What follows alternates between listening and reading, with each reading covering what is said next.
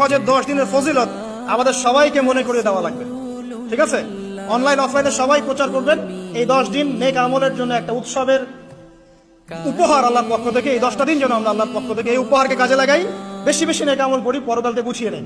তারপর ইনশাআল্লাহ আল্লাহ পাক এরকম কিছু অকেশন সৃষ্টি করে দিয়েছে, এমন কিছু উৎসব আল্লাহ পাক সৃষ্টি করে দিয়েছেন যেখানে মানুষ আমল গুছিয়ে আবারও আল্লাহর পথে ফিরে আসতে পারে। আমার কথা কি বোঝা যাচ্ছে? ঠিক এরকমই একটা উৎসব হচ্ছে, একটা অকেশন হচ্ছে আমলের উৎসব, সেটা হলো এই জিলহজ মাসের প্রথম 10 দিন। এই জিলহজ মাসের প্রথম 10 দিন সম্পর্কে আল্লাহ পাক সূরা ফজরের মধ্যে শপথ করেছেন, ওয়াল ফাজরি, ফজরের কসম, ওয়াল লায়ালিন আশর, এবং এই 10 রাতের কসম। এই 10 রাত বলতে এখানে জিলহজ মাসের এই 10 দিন এবং 10 রাতকে বোঝানো হয়। এর ফজিলত সম্পর্কে নবী সাল্লাল্লাহু আলাইহি ওয়াসাল্লাম একটা হাদিসে বলছেন, সহিহ বুখারীর হাদিস, আনাস রাদিয়াল্লাহু আনহু ইবনে আব্বাস রাদিয়াল্লাহু আনহুমা থেকে বর্ণিত, নবী করিম সাল্লাল্লাহু আলাইহি ওয়াসাল্লাম বলেছেন যে মা মিন আইয়ামিন আমালু সালিহু ফীহিন্না আহাব্বু ইলাল্লাহ মিন হাযিহিল আইয়ামিল আশরা।